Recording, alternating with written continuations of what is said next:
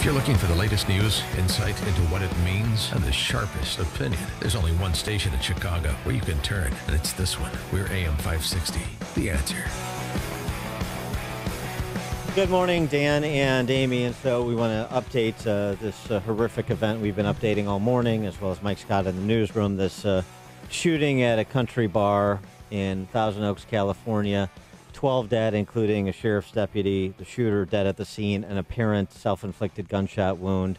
A number of witnesses have come forward to be interviewed by media locally and nationally to tell of what they saw, but we don't have an identification or a motive. Obviously, this is in the very early stages of the investigation. Yeah, and it's in a wonderful town. If anybody's been to that area, Westlake Village is right next door. It's just, it's a safe place. It was ranked number 4 of the safest communities in the country. And it was college night, so kids 18 and older were invited. There were kids from Pepperdine University, California Lutheran were there.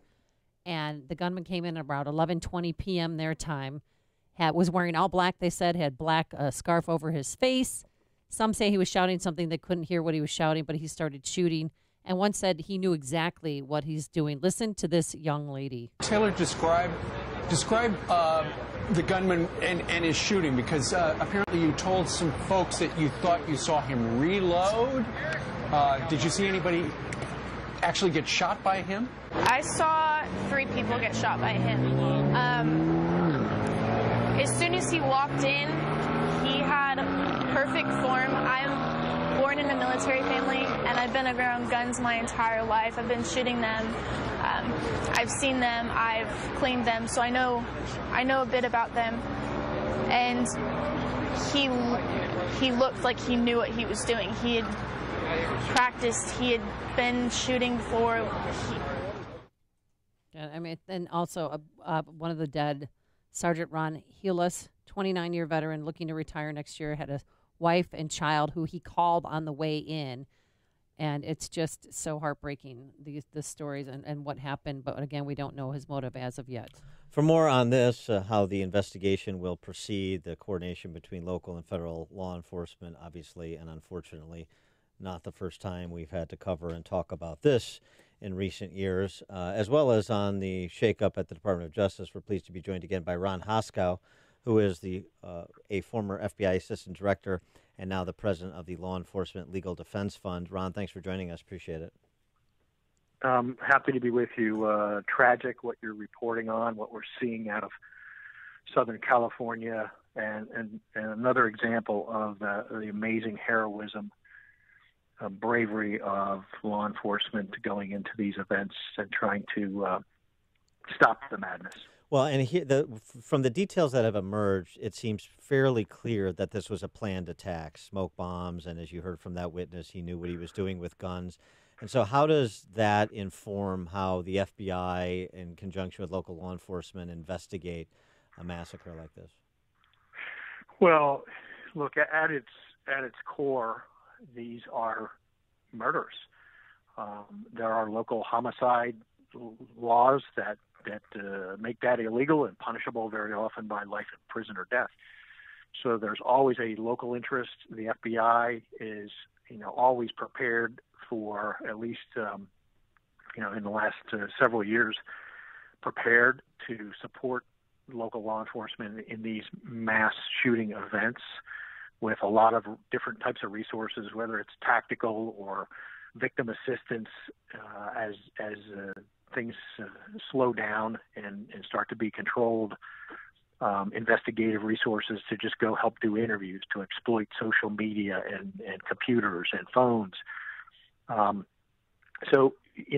think the FBI certainly takes the view that this is local law enforcement lead, but they are looking for evidence of connection to international terrorism or to domestic terrorism. As we saw in Pittsburgh, the FBI, took a more of a lead role because of the belief that this was inspired by hate, and the feds wanted, the death penalty to be a real option. So they took a lead role. But, these are joint efforts. Local law enforcement from, I'm sure, all the surrounding communities were there. The FBI is going to go. I'm sure there were folks from DHS, ATF to try to identify the weapon and trace the weapon back to its source. This is very much a team effort in 2018. Yeah, they said that they didn't find an assault rifle, but a handgun. And then they described the gunman as Middle Eastern, or as a Middle Easterner. How long will it take, do you think, to identify him, or do you think they possibly know his identity right now, and if he has any affiliation with any terrorist groups? Yeah, I'm very confident that they know his identity right now, and they are trying to stay ahead of the media as they go get search warrants for the next location, for his residence, for vehicles, for anything significant that's in some way protected by an expectation of privacy. They're going to be, smart on the law and be, grabbing process, federal process, local process, to make sure that what they do is within the law and that they are exploiting it as quickly as possible. Very often, we saw this in Pittsburgh, there is leakage of the person's intent. Others have seen, heard, there may have been threats. Very often in these cases, there are, what are known as these pre-event indicators and leakage of the person's intent. They have a grievance. It could be that very often that they have significant life stressors, whether it's a breakup or a rejection of some sort, or death of a parent, instability at work or at school.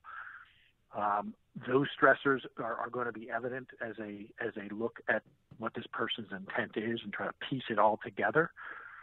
And so we will see. But, on the social media aspect of it, for me, it's very concerning because there are these places online that evil people gravitate toward to spew hate, to vent. The word gets out what some of these locations are, and I think Congress has a role here in examining what's the role of the tech companies that create these platforms that become central locations for that. What's their responsibility to police it, to report it, to take certain posts down? It remains to be seen if that's a factor here, but we've seen it too many times. Switching gears, I want to go to the Department of Justice. Jeff Sessions is out. Matt Whitaker is in, at least in an interim capacity. Don't know how long that will last, but he's got some latitude there. Whitaker, not exactly a fan of the Mueller investigation, because of the substance of it. And so I wonder how you think this shakeup at Justice changes perhaps the trajectory or the timeline of Mueller wrapping up his investigation and presenting something, particularly after was widely reported a few weeks ago that he would be announcing something of some measure of import shortly after the midterms.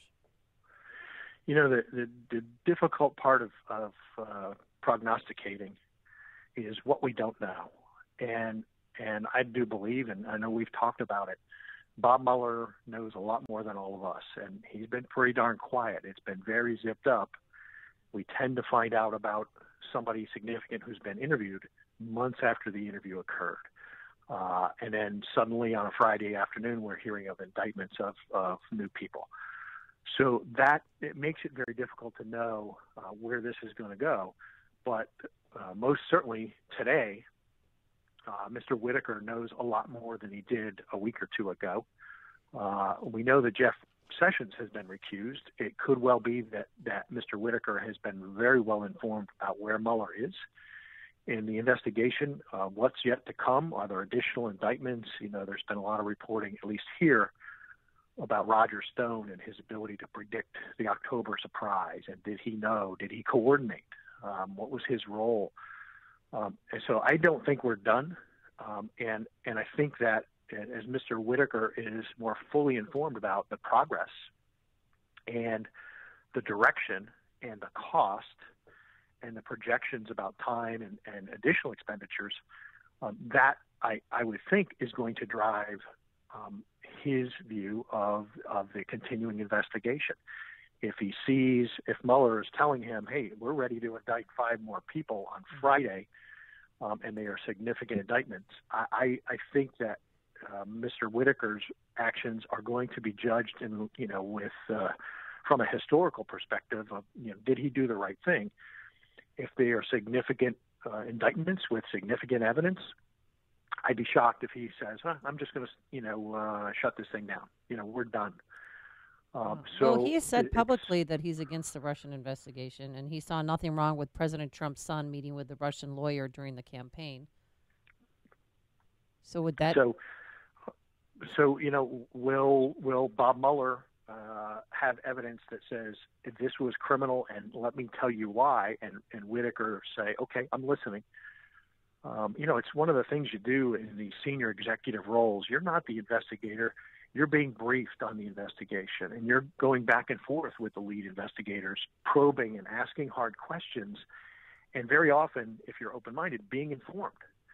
Certainly coming into it with your own, beliefs, but being informed and finding out things that you didn't know before. And so I would hope that a fair-minded acting attorney general is going to come into a briefing like that with an open mind, try to understand who, what, why, where, how much, and then make an informed decision. I know he is being attacked by some, saying, look, he's already had an opinion. He should be recusing himself. We haven't yet heard about the role of the relationship between he and Rod Rosenstein. Of course, Rod has been the kind of guiding hand, or at least the approval authority so far. And I would think, that something may be telegraphed if we hear that Rosenstein is now determined to leave the department. That may be a sign of a difference of opinion. I'm sure some are going to start speculating on whether Rosenstein stays or goes. Yeah. Remains to be seen. I'm sure he'll land. I hope. Yeah, I'm sure he'll have a soft landing, fusion GPS or something. Yeah. Ron Hosko, former FBI Assistant Director, President for the Law Enforcement Legal Defense Fund. Ron, thanks for joining us. Appreciate it. Always good to talk to you guys. Thank you. And he joined us on our turnkey.pro answer line.